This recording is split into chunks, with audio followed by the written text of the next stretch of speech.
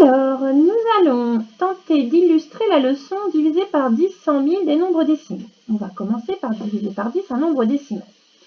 Donc, je vous ai envoyé la leçon. Vous pouvez au minimum la lire sur l'écran si vous avez bien un ordinateur ou sur votre téléphone. Voilà, c'est fait exprès. C'est pour ça qu'il y a une leçon en couleur et en gros. Vous avez également la leçon en noir et blanc pour ceux qui peuvent l'imprimer. Ils l'impriment et ils mettront les couleurs. Et ceux qui ne peuvent pas l'imprimer, eh bien, vous pouvez recopier une partie en mettant les bonnes couleurs en tout cas. Et ce qui est important en tout cas, c'est de bien comprendre comment ça fonctionne, donc de bien la lire. Alors, on va essayer d'expliquer. Diviser par 10 un nombre décimal, c'est lui donner une valeur 10 fois inférieure. D'accord ? Ça veut dire que chaque chiffre va devenir 10 fois inférieur. Et en fait, vous avez un point méthode qui vous dit il suffit de déplacer le nombre d'un rang vers la droite dans le tableau de numération pour trouver cette valeur. Pourquoi ? Nous avions déjà vu ensemble que pour passer des unités aux dizaines, on multipliait par 10, pour passer des dizaines, on multipliait par 10, aux centaines, on multipliait par 10, pour passer des centaines aux milliers, on multipliait par 10, et donc à chaque fois qu'on va vers la gauche, on multiplie par 10. Et que donc, l'opération réciproque, quand on allait dans l'autre sens, c'était la division. Et que donc, pour aller des unités de 1000 aux centaines, on divisait par 10, pour aller des centaines aux dizaines, on divisait par 10, pour aller des dizaines aux unités, on divisait par 10, pour aller des unités aux dixièmes, on divisait par 10, pour aller des dixièmes aux centièmes, on divisait par 10, etc. Donc, si je place le nombre dans le tableau de numération, le nombre qu'on propose, 24,67. Vous avez la partie entière qui est 24, la virgule qui est à sa place entre les unités et les dixièmes et qui ne bouge pas. Et ce nombre est donc composé de quoi? De 2 dizaines, 4 unités, 6 dixièmes et 7 centièmes. Et pour le diviser par 10, il faut que chaque chiffre ait une valeur 10 fois inférieure. Donc, si je prends ce nombre et que je glisse le nombre d'un rang vers la droite, eh bien, chaque chiffre aura une valeur 10 fois inférieure. Maintenant, le 2 est dans les unités, le 4 dans les dixièmes, le 6 dans les centièmes, le 7 dans les millièmes. Et donc, le résultat de 24,67 divisé par 10 est égal à 2,467. 2 unités, 4 dixièmes, 6 centièmes, 7 millièmes. 2 unités, 467 millièmes. Donc, voilà l'exemple pour diviser par 10. Maintenant, revenons au début. Et on veut, Audrey, diviser par 100. Eh bien, 100, ça veut dire donner une valeur 100 fois inférieure. Donc, ça va vouloir dire que je vais déplacer le nombre de 2 rangs vers la droite. Parce que là, je divise par 10. Et donc là, je divise encore par 10. Et 10 fois 10, ça fait 100. Sauf que qu'est-ce qui se passe? Il se passe que dans les unités, j'avais rien. Donc, il y a un 0 qui apparaît là. C'est à nous de le mettre.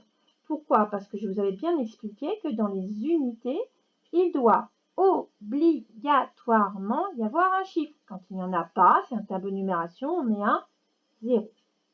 Voilà. Et puis maintenant, on va reprendre ce travail en voulant diviser par 1000.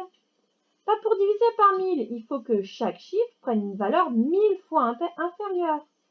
Donc, pour faire 1000, c'est 10 fois 10 fois 10, c'est-à-dire 3 rangs. Donc, je vais être obligée de décaler le nombre de 3 rangs vers la droite pour diviser par 1000. Donc là, je décale d'un rang. Là, je décale de 2 rangs. Mon 0 apparaît. Et là, je décale de 3 rangs. Et pour dire qu'il n'y a rien dans les dixièmes, j'étais obligée de mettre un 0 parce que c'était une case vide. Et ce sont des zéros de position. Je ne peux en enlever aucun. Ce 0, c'est celui des unités. Il doit toujours avoir quelque chose dans les unités. Donc, lui, il ne bouge pas de toute façon. Et ce 0, je n'ai pas le droit de l'enlever parce que c'est un 0 de position. Il indique que le 2 qui suit, ce sont des centièmes et pas des dixièmes. Quand je suis derrière la virgule, dès qu'il y a un chiffre différent de 0 qui est positionné derrière, je n'ai plus le droit d'enlever le 0 qui est intermédiaire, qui est à l'intérieur. D'accord? Donc là, j'ai un 2. Si vous voulez, le 2, ça bloque, ça empêche d'enlever le 0 qui est là. D'accord? Donc, vite, finalement, 24,67 divisé par 1000, c'est égal à 0,0247. Et je ne peux enlever aucun 0. C'est donc égal à 2 centièmes, 4 millièmes, 6 dix millièmes et 7 cent millièmes. D'accord? Donc voilà, ça ce sont les exemples qui étaient dans votre leçon. Je tiens à vous rappeler que un nombre, quand on divise un nombre par 10, comme c'est 1/10, c'est la même chose que si on multipliait par 1/10, d'accord? Donc vous verrez ça dans le reste de la leçon, mais diviser par 10, c'est la même chose que multiplier par 0,1. Diviser par 100, c'est la même chose que de multiplier par 0,01. Et diviser par 1000, c'est la même chose que diviser par 0,001.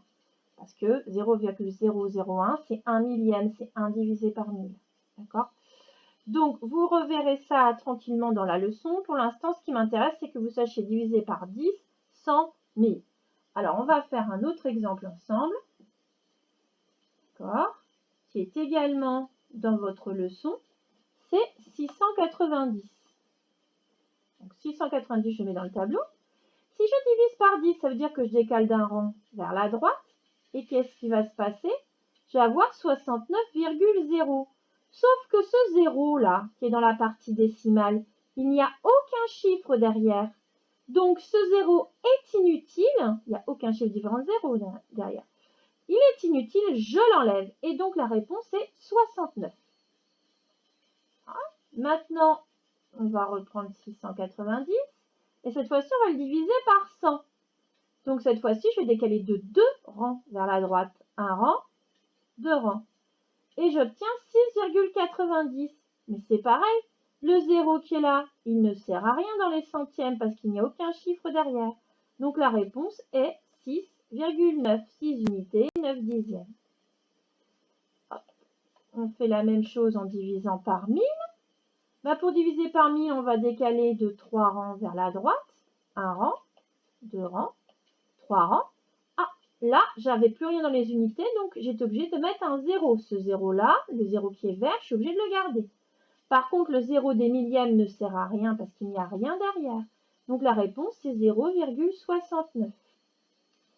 Et dernier exemple qui est dans votre leçon, on va diviser par 10 000. Pas plus dur, c'est juste que comme 10 000, ça correspond à 4 colonnes, d'accord? Et bien, je vais décaler de 4 colonnes. 1, 2, 3, 4 colonnes. Et divisé par 10 000, ça devient 0,069. Alors, le 0 des 10 millièmes est inutile car il n'y a aucun chiffre derrière. Par contre, le 0 des dixièmes est obligatoire, c'est un 0 de position. C'est pour dire que le 6 est dans les centièmes et pas dans les dixièmes. Donc, ça, je ne peux pas l'enlever. Et le 0 des unités, je ne peux pas l'enlever parce qu'il doit toujours y avoir un chiffre dans les unités. Donc, la réponse, 690 divisé par 10 000, est égal à 0,069. 69 millièmes en fait. Voilà. J'espère que c'est devenu un petit peu plus clair pour vous. Et puis, vous avez beaucoup d'exemples à tester sur le site du calcul mental ou pour ceux qui ne peuvent pas aller sur le site, vous aurez des exemples sur papier. Bon courage!